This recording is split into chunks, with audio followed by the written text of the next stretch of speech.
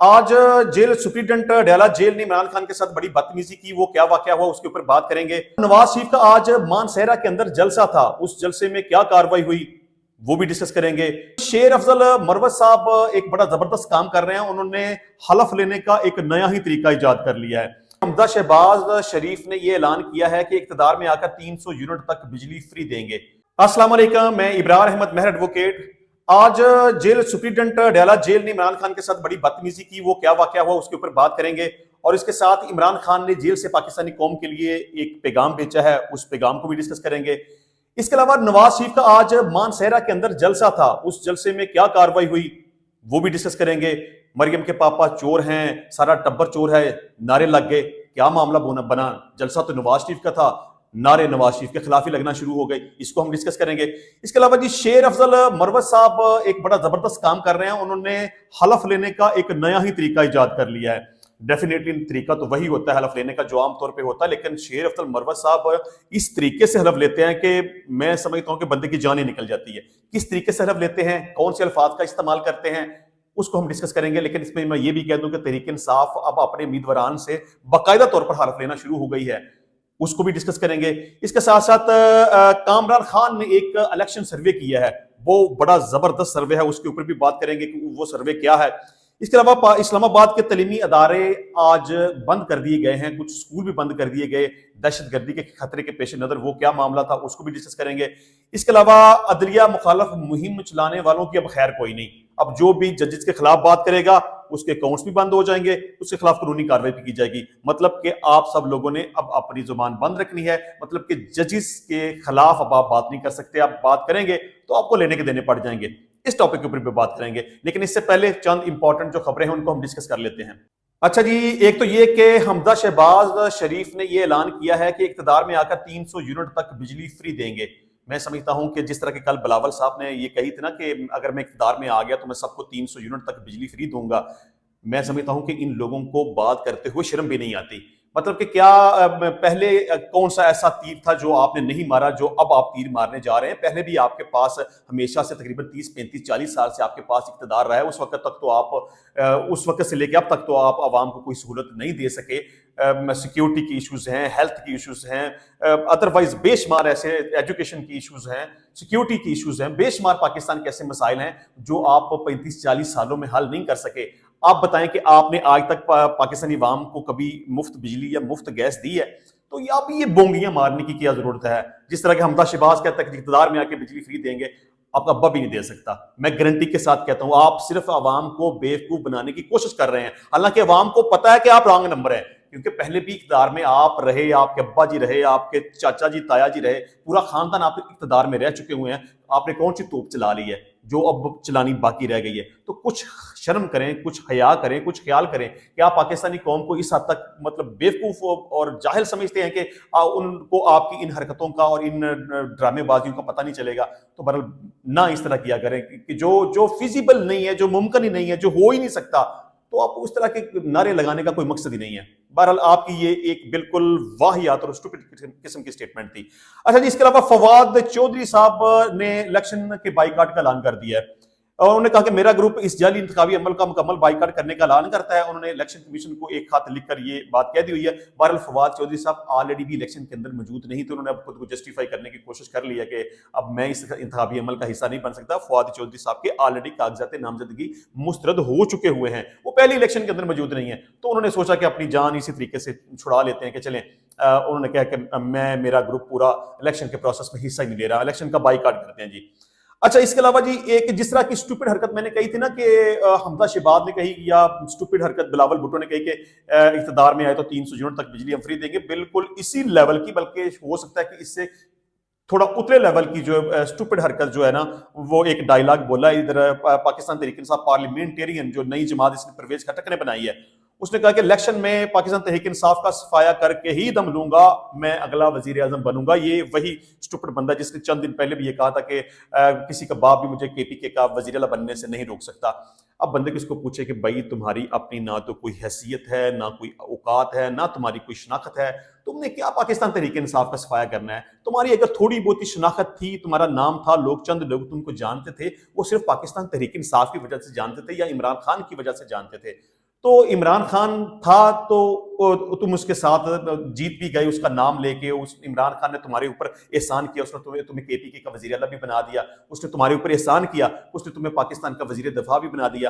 اب میں گارنٹی کے ساتھ کہتا ہوں، لکھ لیں، ریکارڈ کر لیں میری بات کو، پرویز کھٹر اپنی سیٹ بھی نہیں جیت پائے گا۔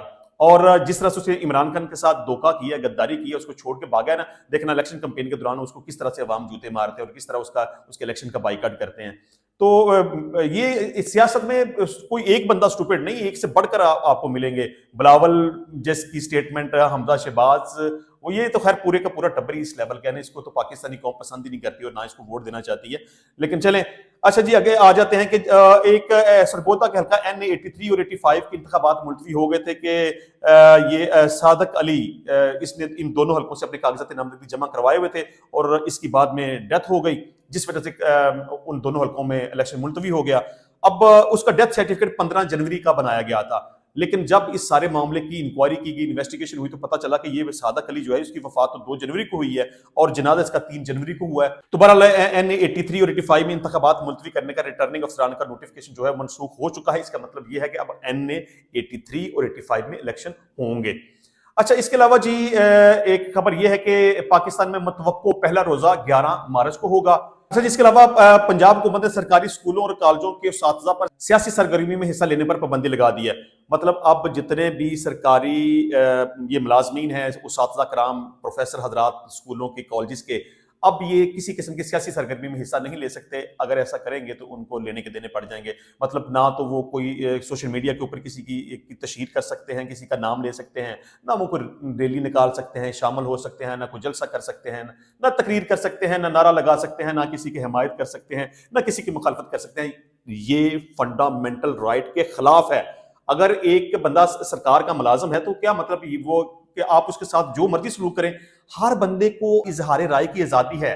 مطلب ہر بندے کو رائٹ کے پاس کانسٹیٹیوشن آف پاکستان اس کو رائٹ دیتا ہے کہ وہ بات کر سکتا ہے، وہ اپنی مرضی کر سکتا ہے، وہ قانون اور آئین کے دائرے میں رہتے ہوئے کسی کی حمایت کر سکتا ہے، کسی کی مخالفت کر سکتا ہے۔ تو یہ جس طرح سے یہ نوٹیفیکیشن دیا گیا ہے کہ اساتذہ کرام کسی کی حمایت نہیں کر سکتے، سیاسی سرگرمی کا پارٹ نہیں بن سکتے، تو یہ غلط ہے۔ تو یہ کسی کی آزادی کو سلب کرنے کے مترادف ہے۔ جی الیکشن کی وجہ سے 4 فروری سے لے کر 11 فروری تک تمام تعلیمی اداروں میں چھٹیاں ہوں گی۔ مطلب کہ اب الیکشن کی وجہ سے کالج اور اسکول بند رہیں گے۔ بچوں کے لیے اچھی خبر، ان کو اب 8 چھٹیاں اکٹھی مل گئی ہیں۔ اچھا، آ جاتے ہیں جی مین ٹاپک کی طرف کہ آج اڈیالہ جیل کے اندر سائفر کیس کی سماعت کے دوران جیل سپرنٹینڈنٹ اور عمران خان کے درمیان تھوڑی سی تلخ کلامی ہوئی، آپس میں تھوڑی سے ہارڈ ورڈز جو ہیں وہ ایکسچینج ہوئے۔ جیل سپرنٹینڈنٹ نے بھی عمران خان کے ساتھ تھوڑی سی بدتمیزی کی۔ اچھا، معاملہ اس میں ہوا کیا تھا وہ بھی تھوڑا سا ڈسکس کر لیتے ہیں، اور عمران خان صاحب کی بہن علیمہ خان نے جیل سے باہر نکلنے کے بعد میڈیا سے ٹاک کرتے ہوئے کیا کہا اس کو بھی ڈسکس کر لیتے ہیں۔ اچھا، معاملہ کچھ اس طرح سے ہوا تھا کہ جب سائفر کیس کی سماعت کے بعد عمران خان صاحب صحافیوں سے بات چیت کر رہے تھے، تو اس دوران جیل سپرنٹینڈنٹ نے انٹرپشن کی اور عمران خان صاحب کو صحافیوں سے بات کرنے سے منع کر دیا۔ تو عمران خان صاحب کو اس بات کے اوپر غصہ آ گیا۔ انہوں نے کہا کہ میرا رائٹ ہے، میں صحافیوں سے بات کرنا چاہتا ہوں، تو آپ مجھے کیسے روک سکتے ہیں؟ یہ اوپن کورٹ ہے، میں بات کر سکتا ہوں، آپ مجھے منع نہیں کر سکتے۔ تو اس پر جیل سپرنٹینڈنٹ جو ہے وہ بھی غصے میں آ گیا۔ اس نے عمران خان کے ساتھ بڑی سختی کے ساتھ بات کرتے ہوئے کہا کہ آپ صحافیوں سے بات نہیں کر سکتے، یہ صرف کورٹ پروسیڈنگ کو کور کرنے کے لیے آتے ہیں، آپ کی سیاسی باتیں سننے کے لیے نہیں آتے۔ تو بہرحال عمران خان صاحب کی ہمشیرہ علیمہ خان جب عدالت سے باہر نکلی تو انہوں نے کہا کہ میں بھی اس وقت وہاں پہ موجود تھی، عمران خان صاحب صحافیوں سے بات چیت کر رہے تھے۔ تو جیل سپرنٹینڈنٹ نے عمران خان کے ساتھ اس وقت بڑی بدتمیزی کی کہ آپ ان کے ساتھ بات نہیں کر سکتے۔ تو جب ان سے یہ پوچھا گیا کہ آپ عمران خان سے اس طرح بات کیسے کر سکتے ہیں، آپ اس طرح عمران خان سے بدتمیزی کیسے کر سکتے ہیں؟ عمران خان تقریباً 5-6 مہینوں سے جیل کے اندر بند ہے اور ہر بندے کے ساتھ خان صاحب کا رویہ انتہائی نفیس اور شائستہ ہے، تو آپ عمران خان صاحب کے ساتھ بدتمیزی کر رہے ہیں، یہ آپ کا رویہ درست نہیں ہے۔ تو جیل سپرنٹینڈنٹ نے اس کے اوپر کہا کہ عمران خان نے مجھے تو کر کے بلایا ہے، مجھے تم کہا ہے اس نے۔ چلیں، بہرحال میں کہتا ہوں کہ اتنی بڑی یہ بات نہیں تھی، اگر اس جیل سپرنٹینڈنٹ کو تم کہہ دیا تو کون سی اس کی شان میں کوئی بڑی گستاخی ہو گئی۔ عمران خان پاکستان کا ایک بڑا نام ہے، یہ سابقہ وزیر اعظم ہے، اس کا ایک اسٹیٹس ہے۔ چلیں، اس کے خلاف اگر مقدمات بن گئے ہیں، جھوٹے مقدمات بنائے گئے ہیں، واٹ ایور جو بھی صورتحال ہے، لیکن پھر بھی جیل سپرنٹینڈنٹ کو چاہیے تھا کہ وہ عمران خان کے ساتھ طریقے سے، سلیقے سے، تمیز کے دائرے کے اندر رہتے ہوئے بات کرتا۔ بہرحال جیل سپرنٹینڈنٹ کا رویہ جو ہے وہ قابل مذمت ہے۔ अच्छा जी, आ जाते हैं कि इमरान खान ने जेल से पाकिस्तानी कौम के नाम ये पैगाम भेजा है। इमरान खान साहब ये कहा है कि लोग इतवार के रोज सड़कों पर निकलें, हर शहर से, हर गांव से, हर कस्बे से लोग जो है ना वो घरों से बाहर निकलें, सड़कों पे निकलें और पाकिस्तान तहरीक इंसाफ के लिए और पाकिस्तान तहरीक इंसाफ के जितने भी उम्मीदवार हैं उनके लिए कैंपेन का आगाज करें। अच्छा, अब बात कर लेते हैं कि नवाज शरीफ का जलसा कैसे बढ़ गया। देखिए, नवाज शरीफ का आज मानसहरा के अंदर जलसा था। वहां देखिए, नवाज शरीफ की सबसे बड़ी पहली बदनसीबी तो यह है कि वो जहां पर भी जलसा करने के लिए जाता है लोग वहां पे आते ही नहीं, क्योंकि लोग नवाज शरीफ को या उसके खानदान को पसंद ही नहीं करते। लोग नवाज शरीफ के जलसे में ना जाना पसंद करते हैं, ना उसको सुनना पसंद करते हैं। बिल्कुल इसी तरह आज मानसहरा के अंदर नवाज शरीफ का जलसा था। मरियम नवाज ने भी खिताब किया, नवाज शरीफ ने भी खिताब किया। जब नवाज शरीफ खिताब कर रहे थे तो एक तो बात यह कि वहां पे लोगों की तादाद बहुत कम थी जो कि जलसा सुनने के लिए वहां पे आए हुए थे।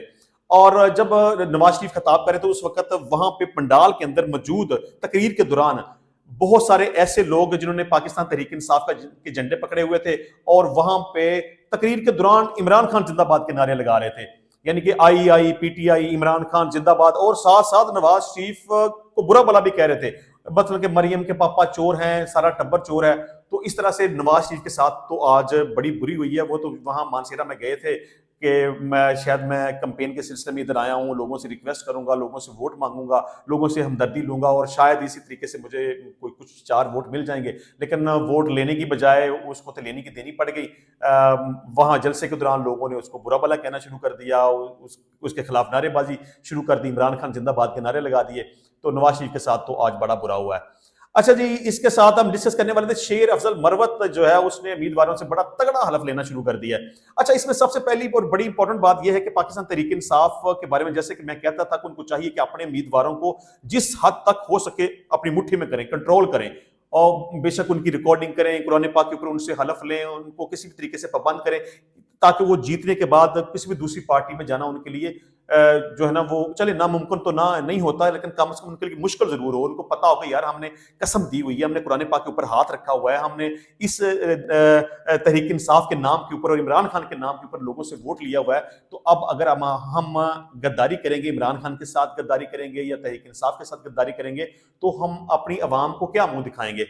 तो एक तो ये एक बड़ा अच्छा स्टेप जो है ना तहरीक इंसाफ ने शुरू किया कि उनकी एक वीडियो रिकॉर्डिंग्स भी बनानी शुरू कर दी है और इसके साथ साथ कुरान पाक के ऊपर हलफ लेना भी शुरू कर दिया है। लेकिन बहरहाल ये जितने भी उम्मीदवार हैं कामयाब होने के बाद इनका खैर बड़ा इम्तिहान होगा, क्योंकि अभी फिल वक्त तो सूरत हाल ये है कि वो चूंकि उम्मीदवार हैं उनको वोट चाहिए। इस वक्त पाकिस्तान तहरीक इंसाफ का ग्राफ सबसे ऊपर है और सबसे ज्यादा वोट बैंक जो है वो पाकिस्तान तहरीक इंसाफ का है। तो तहरीक इंसाफ के नाम के ऊपर अभी चूंकि वो वोट लेना चाहते हैं इसलिए उनको अब मुश्किल नहीं लग रहा, ना वीडियो बनवाना मुश्किल है, ना कुरान पाक के ऊपर हलफ देना मुश्किल है, क्योंकि वो समझते हैं कि अभी फिलहाल हमें वोट चाहिए, हमें वोट लेने चाहिए। लेकिन उनका इम्तिहान शुरू होगा इलेक्शन खत्म हो जाने के बाद।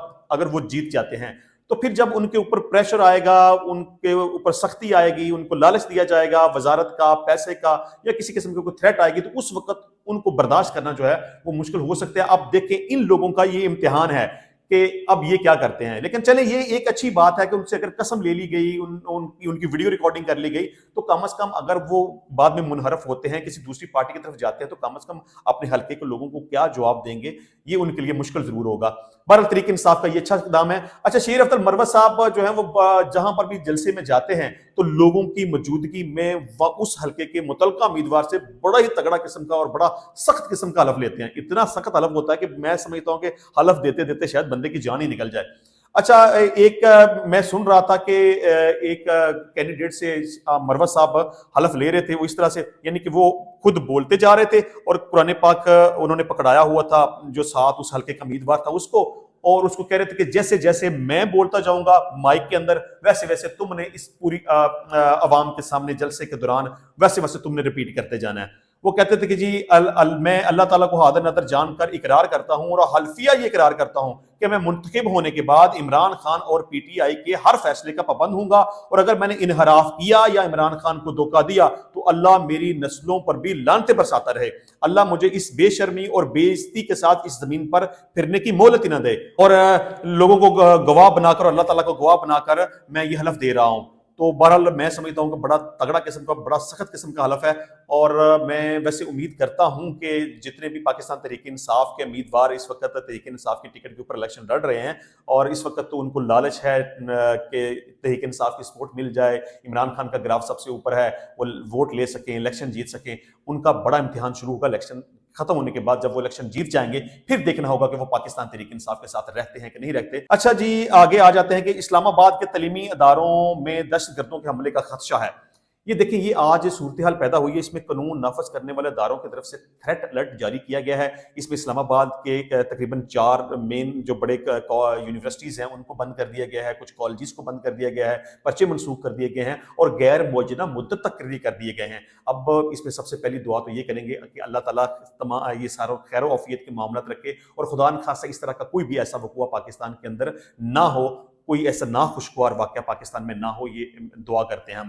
اچھا, تھریٹ الرٹ یہ جاری کیا گیا ہے جس کی وجہ سے اسکولوں اور کالجز کو اور یہ یونیورسٹیز کو بند کیا گیا ہے, کہ سیکیورٹی ایجنسیز کی طرف سے یہ خدشہ ظاہر کیا جا رہا ہے کہ کسی خاتون کو, کسی نقاب پوش خاتون کو استعمال کرتے ہوئے کسی اسکول کے اوپر یا کسی یونیورسٹی کے اوپر سوسائڈ بمبنگ کی جائے گی, یعنی خود کش بمبار جو ہے نا وہ حملہ کر سکتا ہے. تو اس حملے کے خدشے کے پیش نظر یونیورسٹی اور کالجز کو اور اسکولوں کو بند کر دیا گیا ہے. بہرحال اللہ تعالیٰ پاکستان کو اور پاکستانی قوم کو اپنے حفظ و امان میں رکھے. اچھا جی, اس کے علاوہ عدلیہ مخالف مہم چلانے والوں کا نام ECL اور اسٹاپ لسٹ میں ڈالنے کا فیصلہ ہو چکا ہوا ہے.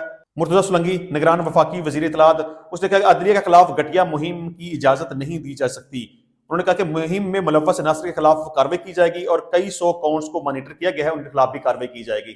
یعنی کہ دیکھیں, مرتضی سولنگی صاحب کی یہ سٹیٹمنٹ دینا کہ سوشل میڈیا کے اوپر سینکڑوں کی تعداد میں اکاؤنٹس کو مانیٹر کر لیا گیا ہے, ان کے اکاؤنٹس بند کر دیے جائیں گے, ان کی پوسٹیں ڈیلیٹ کر دی جائیں گی, ان کے خلاف قانونی کارروائی کی جائے گی, عدلیہ کے خلاف آپ کسی قسم کی کوئی مہم نہیں چلا سکتے. اس کا مطلب یہ ہے کہ آپ عدلیہ کے خلاف کوئی بات نہیں کر سکتے, عدلیہ کے اوپر آپ تنقید نہیں کر سکتے. دیکھیں, یہ فنڈامنٹل رائٹس کے خلاف ہے, کیونکہ کانسٹیٹیوشن آف پاکستان 1973 ہر پاکستانی شخص کو یہ رائٹ دیتا ہے کہ وہ بات کر سکتا ہے اپنی ذات مرضی کے ساتھ, وہ جو چاہے, اس کو آزادی اظہار رائے کی اجازت ہے, وہ بات کر سکتا ہے. اور پچھلے دنوں جسٹس صاحب فرما رہے تھے کہ اگر کوئی بھی شخص عدلیہ کے اوپر تنقید کرتا ہے تو اس کو تنقید کرنے کا حق ہے, اور جو کوئی بھی جج اگر اس تنقید کا برا منائے تو اس کا مطلب یہ ہے وہ اپنے حلف کے ساتھ غداری کر رہا ہے.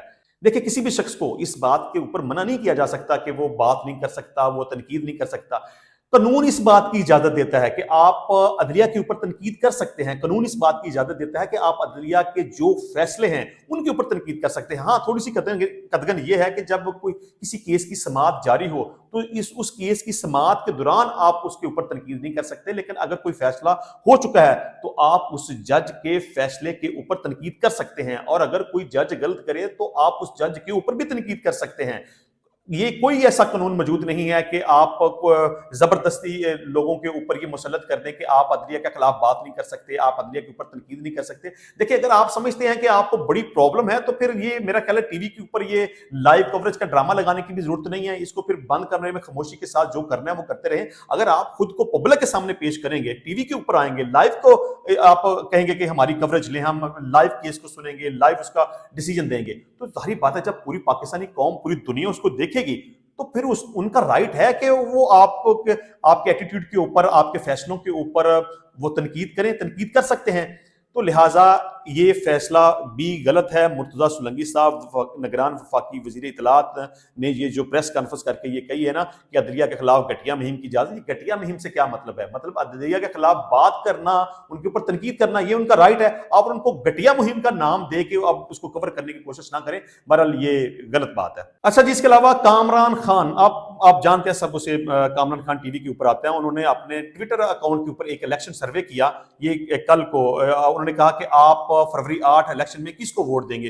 انہوں نے اس کے نیچے 3 مختلف باکس بنائے, مطلب کہ عمران خان کے آزاد امیدواروں کو آپ ووٹ دینا چاہتے ہیں, نواز شریف کے نون لیگی امیدواروں کو آپ ووٹ دینا چاہتے ہیں, یا تیسرے نمبر پہ انہوں نے کہا کہ آپ الیکشن کا بائیکاٹ کرنا چاہتے ہیں. یعنی کہ 3 آپشنز دے کے پبلک سے یہ سوال پوچھا گیا کہ آپ کس کو ووٹ دینا چاہتے ہیں, نواز شریف کو, عمران خان کو, یا الیکشن کا بائیکاٹ کرتے ہیں. تو اس کی جو ریٹنگ آئی ہے وہ آئی ہے 66%. یہ ریٹنگ ابھی جو میں آپ کو بتا رہا ہوں یہ چند گھنٹے پہلے کی ہے. یہ اس میں 66% عمران خان کے جو آزاد امیدوار ہیں لوگ اس کو ووٹ دینا چاہتے ہیں، اور 32% یعنی کہ 32% لوگ جو ہیں وہ نواز شریف کو ووٹ دینا چاہتے ہیں، اور 2% لوگ جو ہیں وہ الیکشن کا بائیکاٹ کرنا چاہتے ہیں۔ اس پر کامران خان نے اپنی اسی ٹویٹ جس کے اوپر اس نے پول کریٹ کیا، اس کو ری ٹویٹ کرتے ہوئے اس کے اوپر یہ لکھا، اب یہ آج چند گھنٹے پہلے کی میں آپ کو بات بتا رہا ہوں، انہوں نے لکھا کہ پڑھے لکھے پاکستانیوں میں عمران خان کی P T I Nawaz Sharif کی پی ایم ایل این سے دگنا سے زیادہ مقبول ہے۔ 8 فروری انتخابات سے تقریباً 2 ہفتے قبل میرے ٹویٹر ہینڈل پر وسیع سروے کے نتائج واضح طور پر عمران خان کی پی ٹی آئی کے حق میں دکھا رہے ہیں۔ پی ٹی آئی اپنے قریبی حریف نواز شریف کی نون لیگ سے ناقابل عبور اکثریت سے آگے نظر آ رہی ہے۔